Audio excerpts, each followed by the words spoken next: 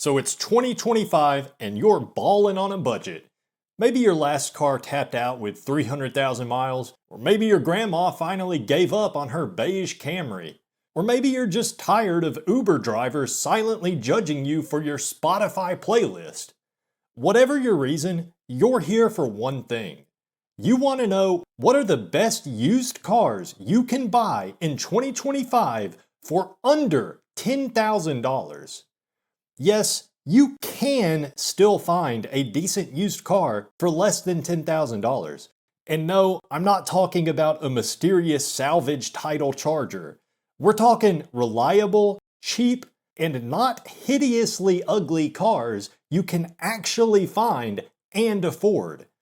And I'm not just going to be talking about these cars, I'm going to be ranking them, tier list style. Because hey, we like to have a little fun here.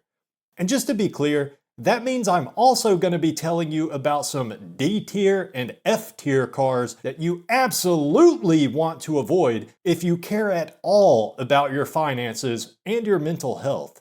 But I will be focusing more on cars that you actually would want to buy. So let's get started.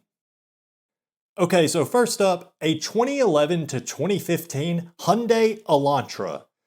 Now, I know a Hyundai Elantra probably isn't the car you want, but when your maximum budget is $10,000, what do you expect? For $5,000 to $8,000, you should be able to find an Elantra in the 100K to 140K mile range, or maybe even lower, and as long as you do your homework, Carfax and all that, then you should be able to get away with a decent looking vehicle that'll last you at least a few good years.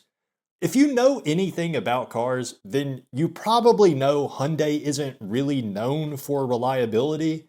Not that it's the most unreliable manufacturer out there, but seriously, you are going to want to get your Carfax or your auto check and a pre-purchase inspection before you buy one of these things, okay?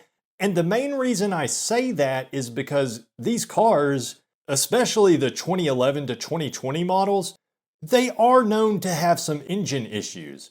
One of the most common problems is excessive oil consumption, and trust me, you don't want that. In my time working as a mechanic, I saw quite a few Hyundai Elantras coming through the shop with the old oil burning problem, and yeah, it's not really a cheap fix. But, like I say, if you do your research on the specific car you're buying, then you'll probably be fine. So the used Hyundai Elantra is going in the B tier. Next up, we have a really underrated car that it gets a bad rap, even though it really doesn't deserve it. For about $6,500 to $10,000, you should be able to find a 2009 to 2012 model Toyota Prius somewhere in the 100,000 to 160,000 mile range. And look, I know that people love to clown on the Prius, but this thing is the fuel economy king. It gets 45 to 50 miles per gallon, and it's a Toyota, so yeah, great reliability. So you might have a little bit of sticker shock seeing some of these Priuses going for about 10 grand with 140,000 miles or whatever, but honestly, that's not a horrible deal.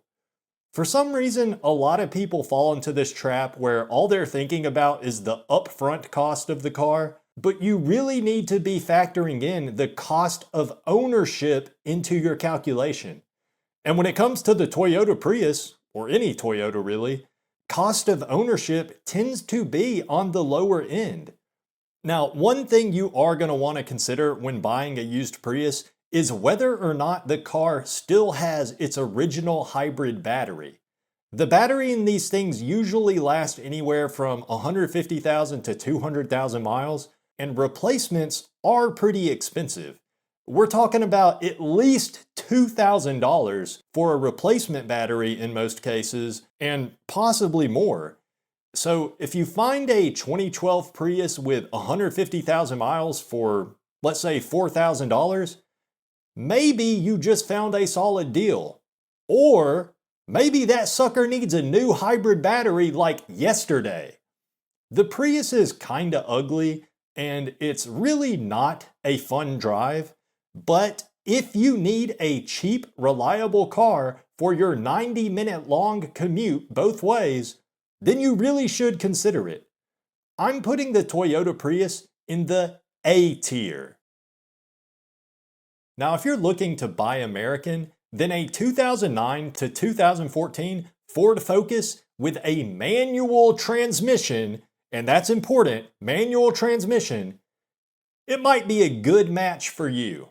And seriously, manual transmission only. The automatic Ford Focus in these model years is a nightmare. It's like anti-reliable. Avoid it at all costs. But the manual, it's pretty decent. It's no Toyota or Honda, but it's not bad. And you can probably find a used manual Ford Focus for a lot cheaper than you could find a Corolla or Civic with the same mileage. An 09 to 2014 manual Ford Focus with about 90 to 130,000 miles will run you anywhere from $4,000 to $7,500. And you know what? It's not a bad looking car either, especially if you get the hatchback. And it drives okay too.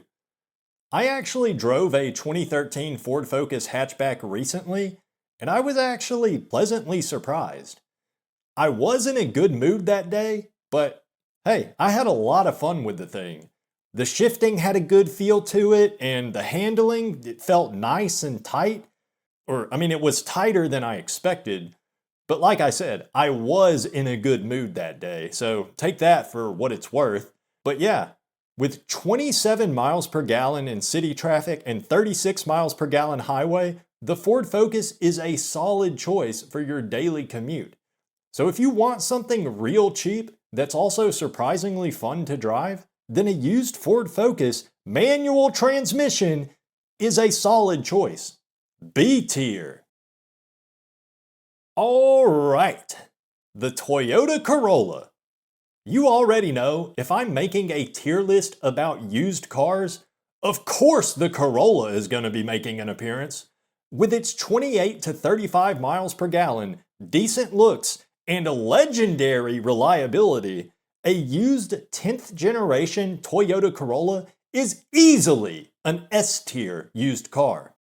For $6,000 to $9,000, you should be able to find a 2008 to 2013 Corolla somewhere in the range of about 100,000 miles, give or take 30,000.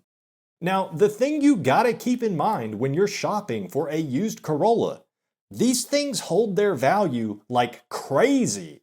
So you might be seeing lots of 10 to 15-year-old Corollas with over 100,000 miles being listed for $9,000 to $10,000, maybe even more than that sometimes, and you might think, hell no, that is way too much. But actually, it's not. Corollas hold their value for a reason. They are great cars. They are super reliable, and they last forever. And even if something does break on it, it'll be a cheap fix compared to most other cars. So you really can't go wrong with a used Toyota Corolla. Now I know for me personally, if I was in the market for a used car under $10,000 today, I wouldn't even consider anything else until I've already seen all the Corolla listings in my area. But sure, if you're the kind of person that likes to stand out, or maybe you just want something a little more fun, then maybe the Corolla isn't too interesting to you. And that's fine, but please, whatever you do, please take heed of this warning. Whatever you do not purchase any used BMW or Audi that is listed under $10,000. I understand the temptation. I get it. I really do. If you go browsing Craigslist or whatever for used cars, you'll probably come across at least one or two of these sleek little sporty looking German crumpets for under $10K, and it might seem like a good deal. But I promise you, it's probably not. I mean, you might get lucky, but I wouldn't count on it. The thing about luxury German vehicles, they look great, they drive great, but they just are not very reliable in the long term. So any BMW or Audi with more than 100,000 miles on it, it is a ticking time bomb. And when something does go wrong on a German car, the repair cost is insane. And depending on where you live, you might have to go to a mechanic somewhere far away because not every mechanic is even willing to work on these things. So sure, you might look real cool for about 3 weeks cruising around in your 2012 Audi A4 that you picked up for $7,300, but when that check engine light comes on and you get a repair bill for $2,000, I bet you won't be feeling too cool anymore. A BMW or Audi can be a great vehicle to own if you're buying it new or slightly used, but when it comes to budget used cars, you're better off sticking with something Asian or domestic. F tier. Okay, let's talk about the Nissan Sentra. Sentras tend to be some of the cheapest used cars you can find, and they're okay. If you really need a cheap used car, like now, then you can probably find a Sentra for a low price. But the problem with these cars is that the CVT transmissions on these things are notorious for crapping out at a relatively low mileage. And if that happens, you're pretty much screwed because a replacement is going to cost you more than what you paid for the car in the first place. But it is kind of a hit and miss thing. 2010 to 2013 seems to be the best models for the Sentra in terms of reliability. So if you can find one of those that has 100,000 plus miles and the Carfax shows that it has never had a transmission replacement, then you're probably good to go. That's a good sign that you've probably got a decent car on your hands, and it's probably going to be pretty cheap too. So I'm putting the Nissan Sentra in the C tier. Okay, now for another great car that I absolutely do recommend, the Mazda 3. And for the best balance of price and mileage and everything else, you should be looking for a 2010 to 2014 model with around 90 to 130,000 miles. If you can find a Mazda 3 in the $6,000 to $9,000 range that meets those criteria, then hell yeah! But you really can't go wrong with any model Mazda 3 that's been maintained well because, yeah, the Mazda 3 is just an outstanding car. And the great thing about the Mazda 3 is that for how reliable it is, it's easily the best looking and the most fun to drive used car that money can buy. It's not quite as reliable as a Corolla or a Civic, but it's not bad. It's pretty reliable.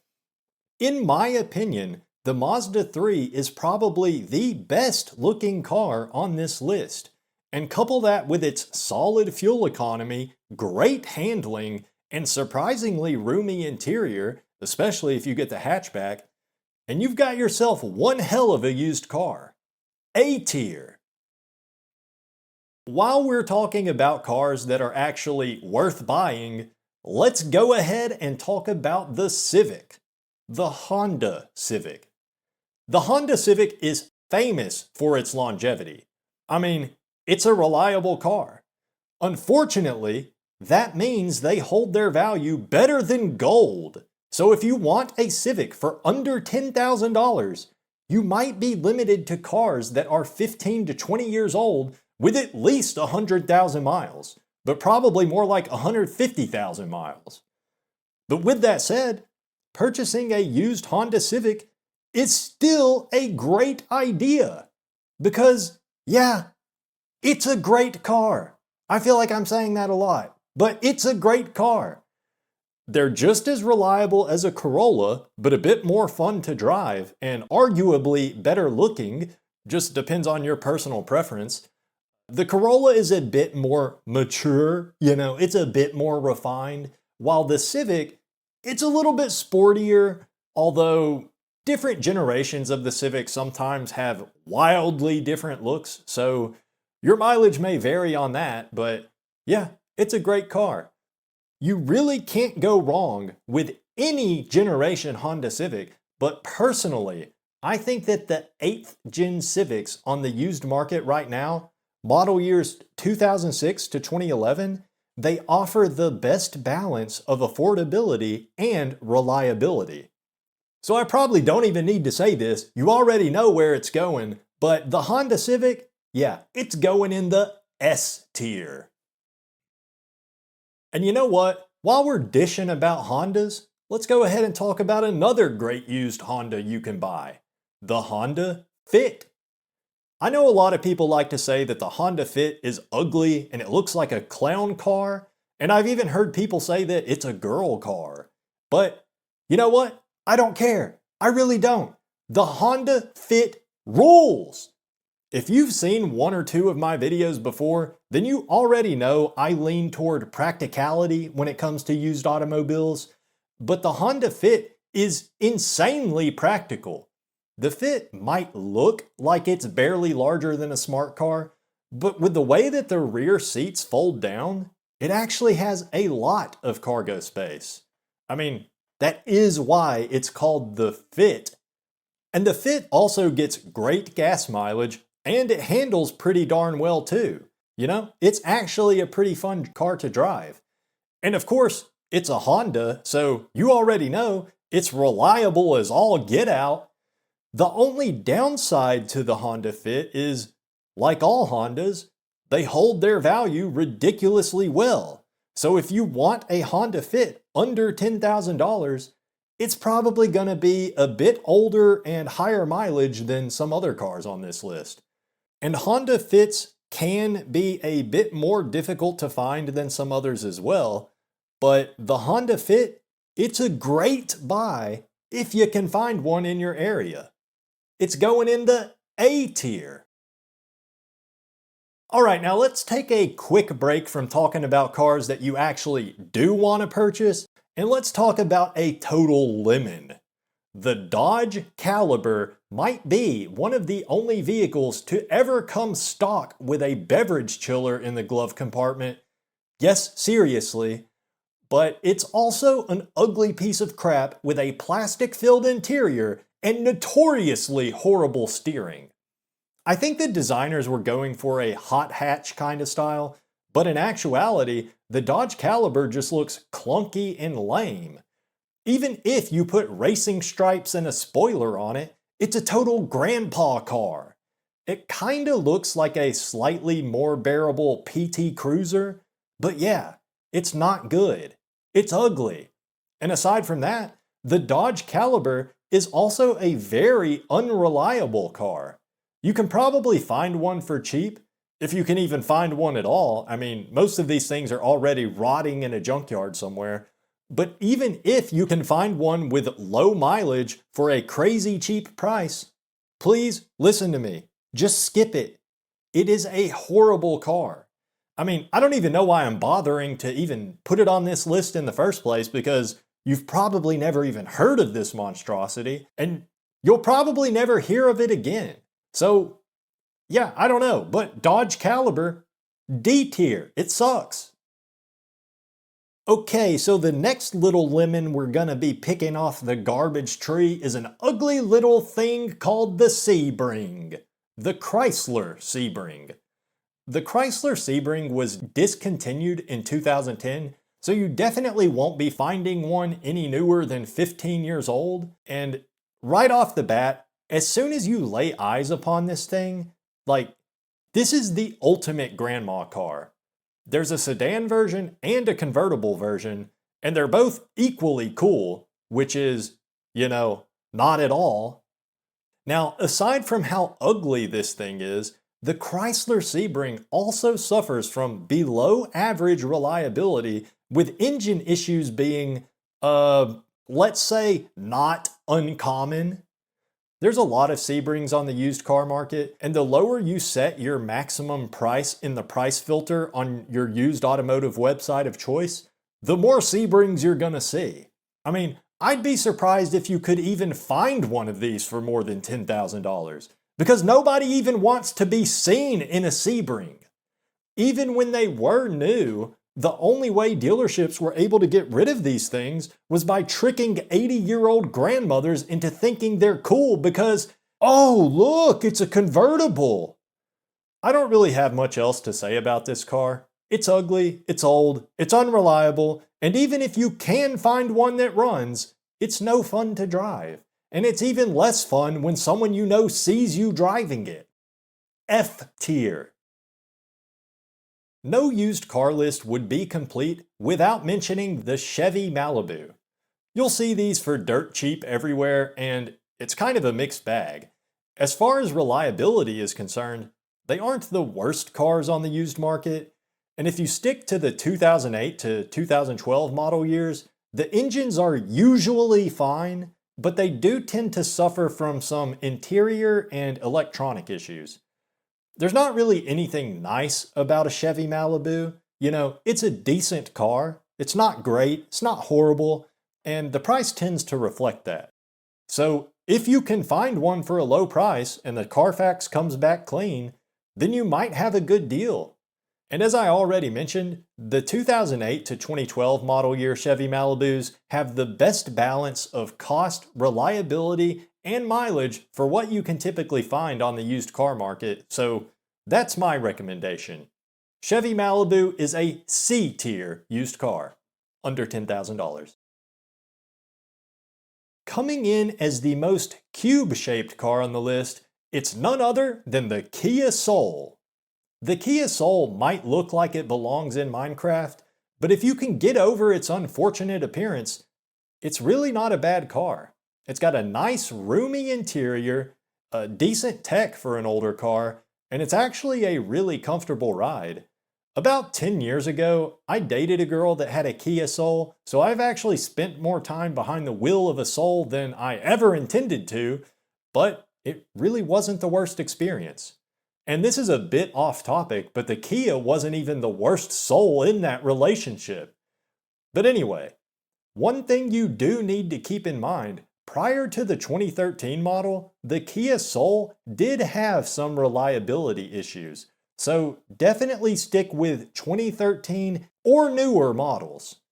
But as long as you follow that advice, you should be able to get your hands on a reliable, comfortable, and affordable used vehicle that'll keep you comfy for years to come. I would put it in the A tier if it wasn't so ugly, but yeah, B tier. Alright, Ford Fusion. It's a pretty sharp looking vehicle. It holds up. And compared to other mid-size sedans from the early to mid-2010s, the model year 2012 to 2016 Ford Fusion drives and handles really well. But do note, you want to be looking at the version with the naturally aspirated 2.5-liter engine, okay? You want to avoid the EcoBoost turbo models because those ones are a bit of a gamble when it comes to reliability. And something else to keep in mind about the Ford Fusions on the used market, a lot of Fusions were used as company vehicles back in the day, and company vehicles tend to have been taken good care of. So if you can find a used Ford Fusion with the 2.5-liter engine that was used as a company vehicle, unless it was a rental car because that's a whole nother story, but if you can find one that was used as a fleet vehicle by some government agency or something like that, then you probably have found a pretty solid used vehicle. I like the Ford Fusion. I'm putting it in the A tier. Subi gang, rise up! No, I didn't forget about you. Now let's talk about the Subaru Impreza, which is kind of a cult classic, I guess you could say. The Impreza can be found in a hatchback or sedan model, and both are equally nice, in my opinion. The Impreza is a really fun car to drive, and it comes standard with all-wheel drive, so if you live in a colder climate, the Impreza might be a great choice for you. And fun fact, the Subaru Impreza and the Subaru WRX are marketed as two totally different cars nowadays, But back in the day, the WRX was just a sportier version of the Impreza. And now I'm about to say something that some of you are not going to like, but you do need to hear this. So here it is. If you are in the market for a used vehicle under $10,000, avoid the Subaru Impreza WRX like the plague.